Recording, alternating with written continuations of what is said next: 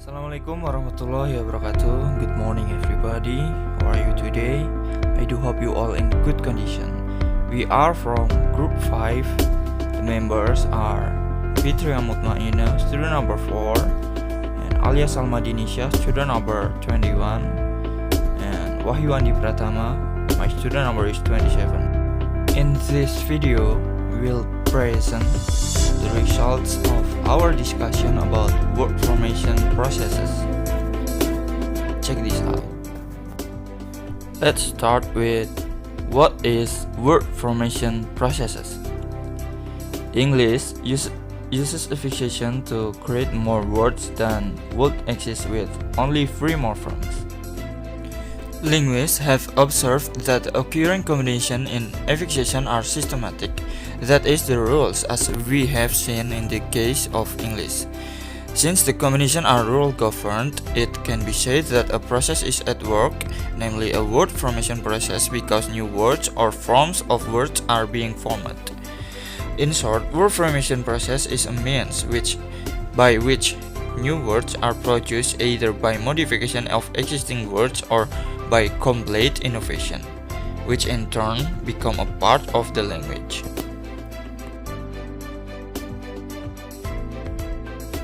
Okay, next. What is etymology? Etymology is a study of the origin and history of a word. The word etymology derives from the Greek word etymologia, and itself from etymon, and the meaning are true sense or sense of a truth, and the suffix is logia, denoting from the study of.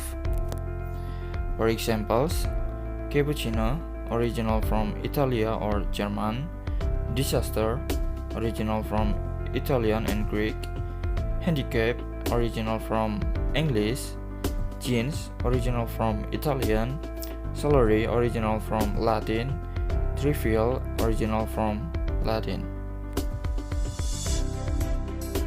Next is about coinage. What is coinage?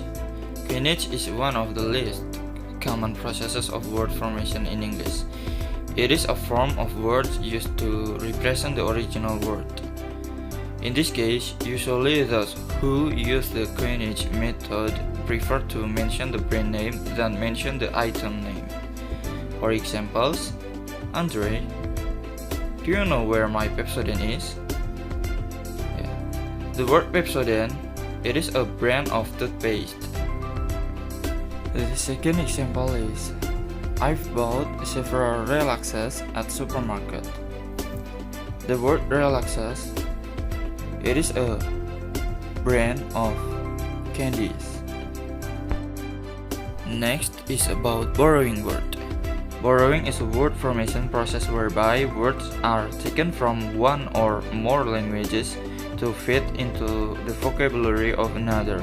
Here, I give you some examples from English language.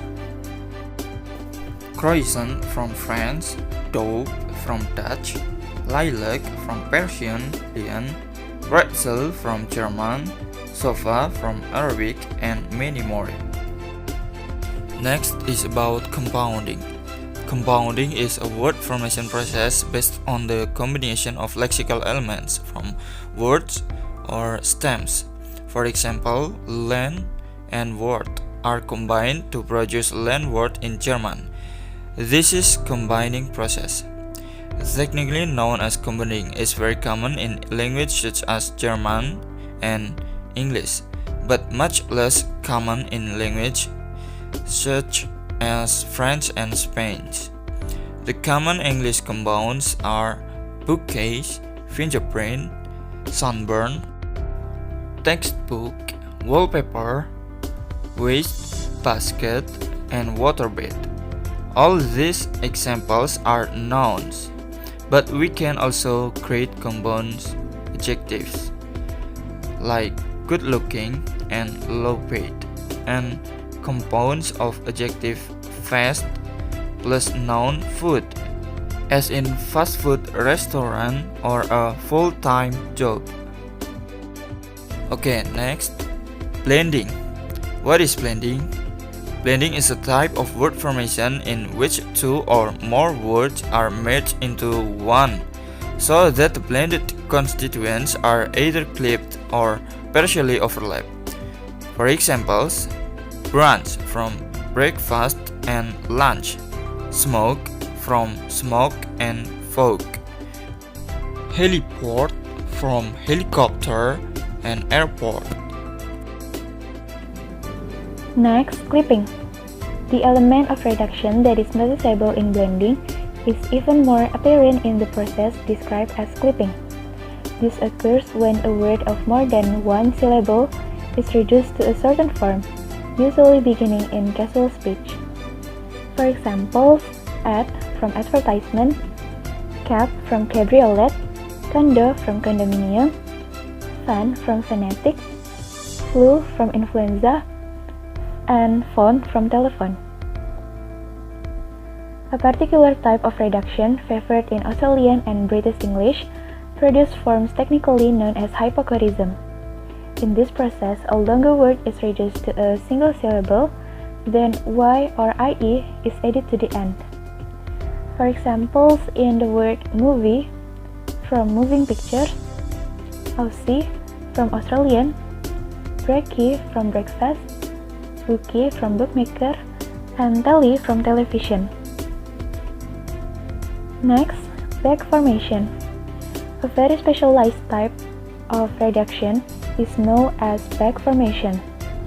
Typically, a word of one type, usually a noun, is reduced to form a word of another type, usually a verb. A good example of back formation is process whereby the noun television first came into use, and then the verb televise was created from it. Other examples, the word donate from donation, enthuse from enthusiasm, babysit from babysitter, emote from emotion, and liaise from liaison. Next, conversion. The process of changing or converting the class of a word without changing its form is generally known as conversion. The conversion process is particularly productive in modern English, with new uses occurring frequently. Example for noun to verb: butter. Don't butter the bread for me. I prefer jam. Example of verb to noun: hit. He scored a hit in his first shot. Example for adjective to noun: final. It is obvious that the LA Lakers will enter the NBA Finals. Example of adjective to verb: empty. Can you empty the bin for me, please? Next, acronyms. Acronyms are new words formed from the initial letters of a set of other words. These can be forms such as NATO, or North Atlantic Treaty Organization, or AIDS, acquired immune deficiency syndrome. More typically, acronyms are pronounced as new single words, as in NATO, NASA, or UNESCO.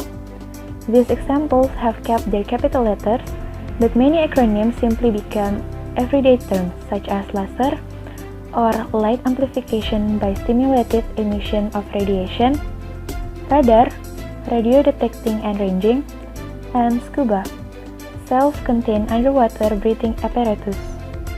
Alright, so let's continue our material with others explanation. First one is derivation. Derivation is accomplished by means of a large number of small bits of the English language, which are not usually given separate listings in dictionaries. These small bits are generally described as affixes. Some familiar examples are the elements un, miss, pre, full, less, ish, ism, and ness, which appear in words like unhappy, misrepresent, prejudge, joyful, careless, boyish, terrorism, and sadness. Next is prefixes and suffixes. some affixes have to be added to the beginning of the word are called prefixes. Other affixes have to be added to the end on the word are called suffixes. All English words formed by this derivational process have either prefixes or suffixes or both. Thus, mislead has a prefix. Disrespectful has both a prefix and a suffix. And foolishness has two suffixes. Next is infixes. We could view these inserted forms as a special version of infixing in English. However, a much better set of examples can be provided from Khmer, a language spoken in Southeast Asia. These are the examples. So, from these examples, we can see that there is a regular pattern whereby to infix rn is added to verb to form corresponding nouns. If this pattern is generally found in the language and we know that the form carp is the Khmer noun for tongues, that we can work out the corresponding verb to carps with tongues. According to Merrifield et al., 1962, the search of this example, it is cup. Next is multiple processes. Although we have concentrated on each of these word formation processes in isolation, it is possible to trace the operation of more than one process at working the creation of a particular word. For example, the term deli seems to have become a common American English expression via a process of first borrowing delicatessen from German and then clipping the borrowed form. If someone says that problems with the project have snowballed, the final words can be analyzed as an example of compounding in which snowball were combined to form a noun snowball, which was then turned into a verb through conversion.